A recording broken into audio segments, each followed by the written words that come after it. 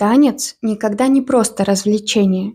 Это не спорт, не демонстрация силы и виртуозности. Танец – искусство, которое отражает глубины человеческой души. Был ли в вашей жизни момент, когда вы читали книгу, изучали картину, смотрели фильм или спектакль, и через вас будто бы прошел заряд электричества? По коже побежали мурашки, и на глазах появились слезы. Этот момент, когда пазл, о нехватке которого вы не подозревали, вдруг встал на свое место. Один из таких моментов случился со мной на «Русалочке» Джона Неймайера. Спектакль меня абсолютно потряс, и в голове сама собой появилась мысль: кажется, балет – огромная часть моей жизни. Я больше никогда без него не смогу.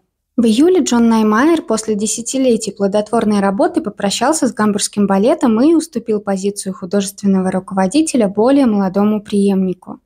Думаю, это хороший повод для того, чтобы поговорить о жизни и творчестве этого современного классика, великого сказочника балета. Видео, которое вы смотрите, тематически разделено на 3 части. Первая посвящена становлению мастера и любопытным фактам из его биографии. Во второй мы погрузимся в его волшебные работы. А в третьей части попробуем ответить на вопрос: в чем же уникальность его постановок?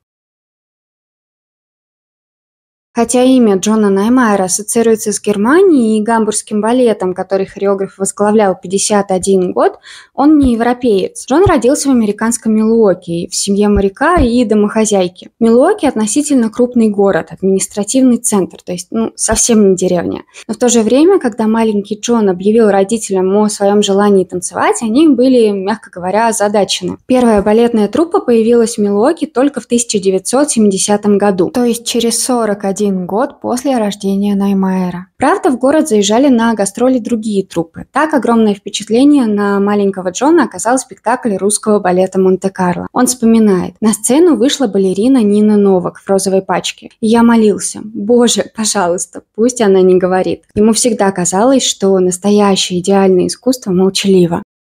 В общем, родители и представить не могли, о каком танце мечтает мальчик, но к желанию прислушались и отдали его на степ. Кстати, кажется, и этот опыт хореографу пригодился. Посмотрите на эту задорную чечетку в Bernstein Dances. Потом Джон пошел на акробатику, после чего, наконец, смог заниматься классическим танцем. Может быть, семью в известной степени примирял с необычными увлечениями сына тот факт, что Джон решил получить высшее образование. Он поступил в университет Маркет, это частное учебное заведение, чтобы изучать английский язык и литературу. Неймайер всегда был увлеченным, тонким и осознанным читателем. В дальнейшем, пожалуй, именно этот интерес и навыки филологического исследования сформировали его творчество как постановщика.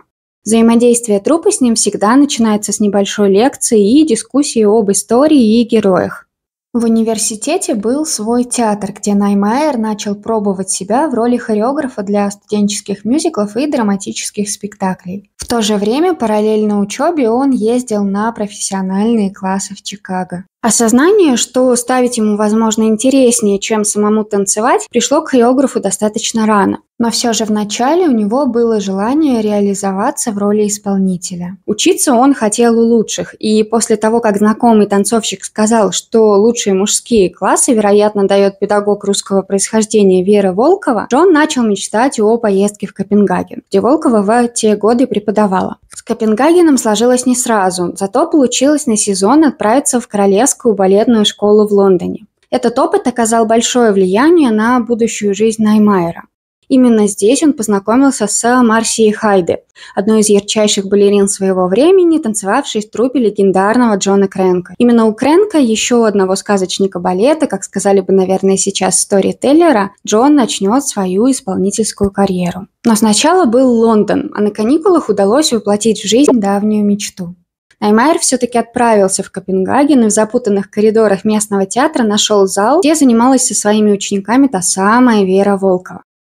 Уроженка дореволюционного Петербурга обучалась в знаменитом училище в то время, когда Ваганова создавала свою методику классического танца. Можно сказать, что эта система зарождалась буквально на глазах у молодой балерины. Но наблюдению за дальнейшим развитием советского балета Вера Волкова предпочла эмиграцию. Попасть в Европу в 20-х годах уже было трудно, поэтому балерина сначала оказалась в Китае и только через несколько лет смогла перебраться в Англию. Именно там она раскрыла в себе редкий педагогический дар, и довольно скоро на ее класс устремились ведущие танцовщики. Потом Волкова уехала в Милан, а позже в Копенгаген, где и состоялась такая важная для Джона Неймайера встреча.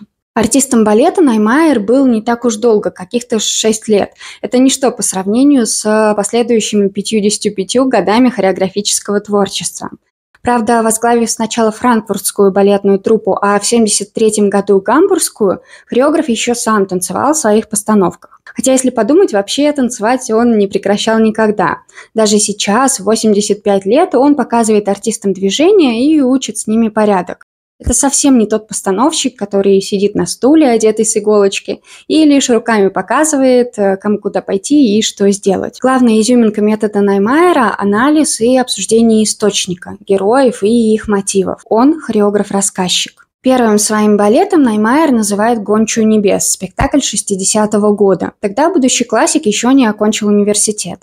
На «Гончей» хочется остановиться отдельно, потому что уже здесь проявляются некоторые характерные черты творчества мастера. Это литературный сюжет, что совсем не удивительно. Филолог, обожающий литературу и много читающий не только ее, но и о ней, он часто интерпретирует в своих спектаклях тексты Шекспира, Пушкина, Дюма, Ибсена, Андерсена, Теннесси и многих-многих других. Одно дело обращаться к классикам и сюжетности, а вот религиозно-мистическое стихотворение католического поэта Фрэнсиса Томаса – это уже особый случай. Текст сложный, реально очень сложный, и выбрать его для своей первой постановки – это прям-таки настоящая авантюра. Если совсем упрощать, в стихотворении рассказывается о человеке, бегущем от Творца, принявшего обличие гончей. Это, очевидно, метафора поиска смысла и поиска Бога. «Бежал я от него ночами, днями, бежал я от него по дугам лет, запутанными тропами, путями сознания своего, слезами след скрывал свой, и таился в быстром смехе, взлетал на высоту надежд, потом в поту срывался в бездну страха, в мрак бездонный». Человек описывает свою жизнь как эту бесконечную погоню, но в итоге его, конечно, настигают. Так этот властный шаг мой сдерживает мрак, лишь тень руки его во мраке дня. Как слеп и слаб, и мал ты. Я тот, кого искал ты, я тот, кого искал ты. Тот обретет любовь, кто обретет меня. А теперь представьте, что вы ставите об этом балет. К сожалению, найти запись в открытом доступе не удалось. Вообще не знаю, существует ли она, но хочется вот что сказать.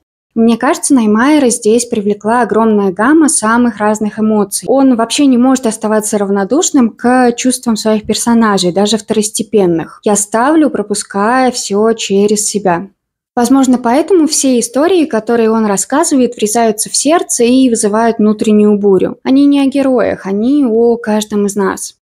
Эмоции выстраивают движение. Его балеты не просто эстетичны, они человечны. Здесь нет правильного и неправильного. Его балеты об эмоциях, не о комбинациях движений. Конечно же, не могу не рассказать о «Русалочке», том самом балете, который меня совершенно когда-то потряс. В этот спектакль заложены такой силой эмоций, в нем столько личного, глубины, какой-то боли. В повествованиях хореограф вводит фигуру поэта, который сублимирует переживания через образ созданной им русалочки. Так, через нее он проживает моменты влюбленности, надежды, осознания, что любовь безответна, гнева, горя и, наконец, принятия.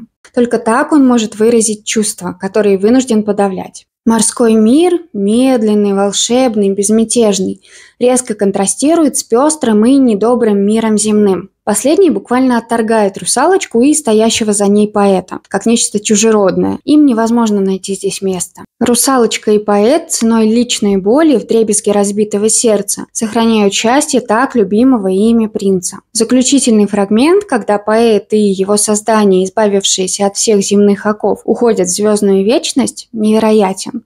До сих пор мурашки и слезы на глазах. Самое главное для Неймайера хореографа и Неймайера человека фигура – это Вацлав Нижинский, танцовщик начала 20 века, оказавший огромное влияние на образ танца, каким мы его сейчас знаем. Неймайер, впрочем, интересуется не только творческой стороной жизни артиста. История человека, осуществившего переворот в театральной жизни и упавшего в пучину безумия, глубоко трогает постановщика. 3 раза он посвящал своему герою балет. Трижды пробовал найти лучший способ поведать зрителю о его непростой судьбе. А началось все с прочитанной в детстве книги Анатолия Бурмана «Трагедия Нижинского». Хотя к правдивости этих воспоминаний современника Нижинского есть много вопросов, мальчика так увлекло красочное повествование, что всю последующую жизнь он посвятил изучению неординарной личности Вацлава. А еще собрал крупную коллекцию, связанную с дягилевскими русскими сезонами. Казалось бы, просто книжку ребенок почитал, да? Давайте посмотрим на другие произведения автора, чтобы лучше понять, как, о чем и зачем ставит Наймайер. В «Гамлете» ему было важно показать отношения заглавного героя и Офелии до начала действия, а также рассмотреть треугольник отец Гамлета, Гертруда и Клавдий. Ведь характеры, чувства и действия не появляются из ниоткуда, и хореографу важно проанализировать эти предпосылки. Интересный факт. Когда впервые Наймайер ставил Гамлета в 1976 году, партию принца датского танцевал Михаил Барышников, Офелией Джелси Киркланд. Гертрудой была Марсия Хайде, а Клавдия Мэрик Брюн. Ничего себе составчик. В своей версии Жизели Наймайер наполняет танец Альберта во втором акте спектром эмоций. По его словам, в классической версии герой лишь красиво дефилирует по сцене в плаще и с букетом лилий, изображая картинную скорбь. Но настоящий влюбленный, косвенно виноватый в гибели любимой девушки, так себя вести не будет. Еще одна любопытная находка. В сцене сумасшествия и смерти Жизели Наймайер отодвигает из поля зрения массовку – крестьян и придворных из свиты герцога. Остаются лишь те, кого происходящее непосредственно касается, то есть Жизель, Альберт, Иларион и мать героини. Если говорить об интерпретации классических историй, конечно, невозможно пройти мимо Щелкунчика, который из рождественской сказки превращается в балет о балете.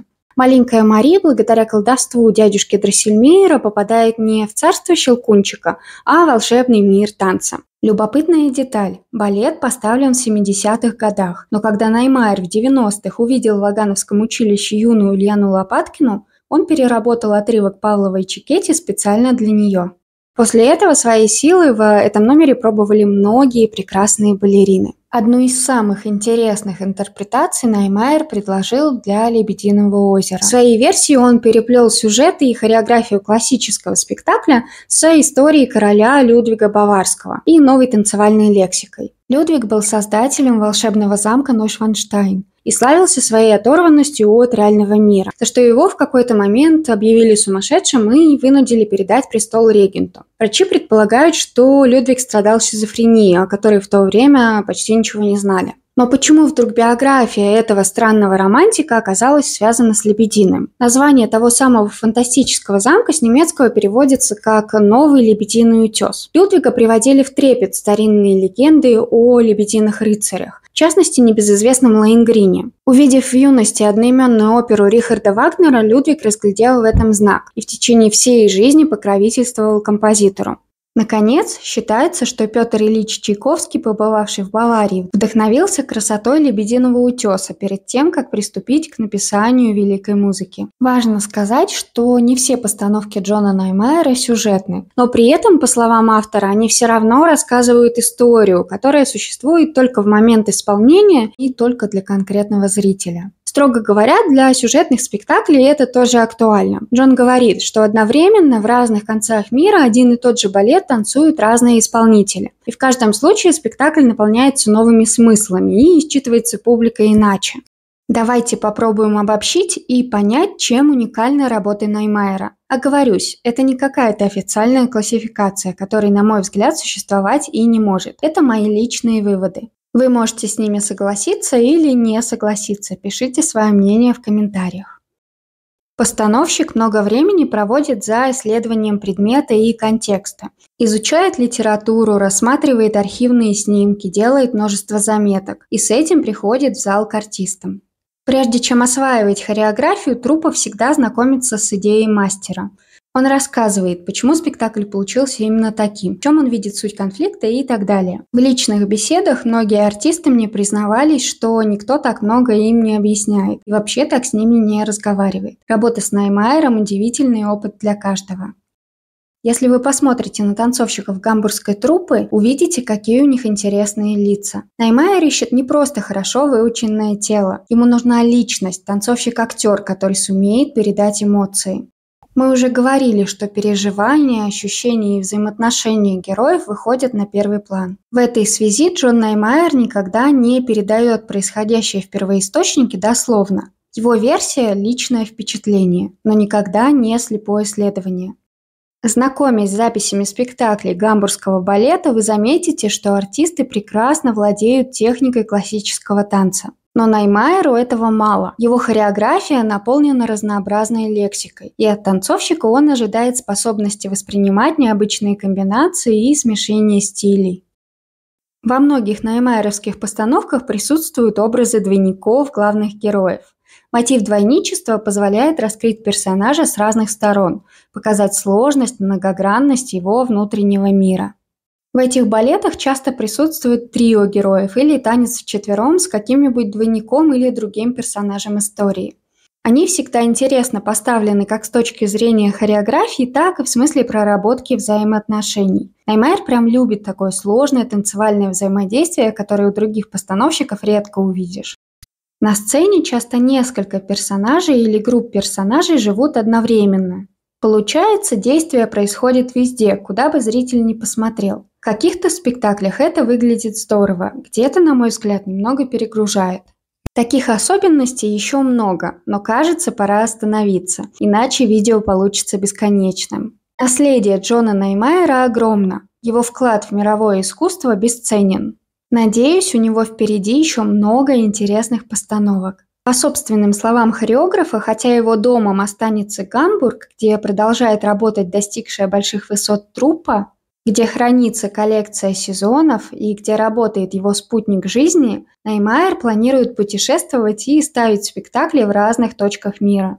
Можно только порадоваться его жизнелюбию, энергичности и пожелать крепкого здоровья. Пишите, видели ли вы какие-то балеты Неймайера и что хотели бы посмотреть. Не забудьте поставить этому видео лайк. Если еще не подписаны на канал, самое время это сделать.